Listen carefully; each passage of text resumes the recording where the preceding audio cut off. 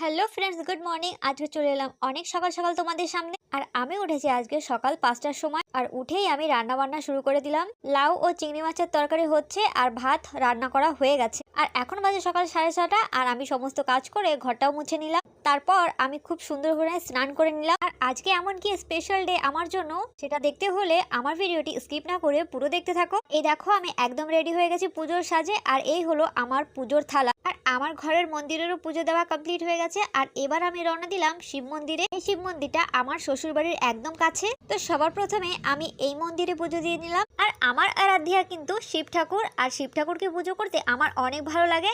তো আজকে হলো আমার জন্মদিন। আর আমার জন্মদিনে শিব ঠাকুরকে পুজো দেবো না এমন কি হতে পারে? আমি ভাবছি আজকের দিনটা আমি শিব ঠাকুরকে পুজো দিয়েই শুরু করব। ঠাকুর যেন আমার মনোকামনা ও আমাকে সবসময় সুস্থ রাখে। আর আমার সাথে সাথে কিন্তু আজকে আমার মারও জন্মদিন, তাই আমি আসার পথে আমার মাকেও নিয়ে এসেছিলাম। আর এসে দেখি এই মন্দিরে একটা বিয়ে হবে, তার জন্য সবকিছু রেডি করছিল। তো পূজারি আমাদেরকে বললো একটু সময় ওয়েট করো, এদের বিয়ে হয়ে যাক, তারপর তোমাদের পুজো করে দেবো। তো আমরা বিয়েটা দেখছিলাম কি করে হচ্ছিল।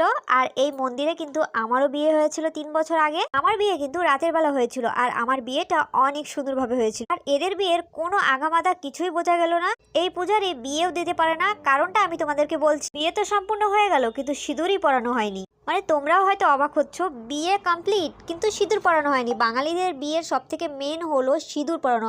আর পুজোরই নাকি সিঁদুর পরাতে ভুলে গেছে। তারপর পাশ থেকে একটা মহিলা বলে উঠলো, সিঁদুর তো পরানো হয়নি পূজারি মশাই, কি করে বিয়ে কমপ্লিট হলো? তারপর পূজারি বলে, আহারে ভুলে গেছি, আমি একটু তাড়ায় আছি তাই জন্য ভুলে গেছি। যতই তাড়ায় থাক, কি করে ভুলতে পারে সেটাই ভাবছিলাম। তারপর তারা তো রেগে টেগে গেছিল। বিয়ে কেমন বিয়ে হয়েছিল জানি না। আমার কিন্তু ওই কনে আর ওই বরের জন্য অনেক খারাপ লাগছিল, কারণ এরকম বিয়ে হয়েছিল ওদের, কি বলবো।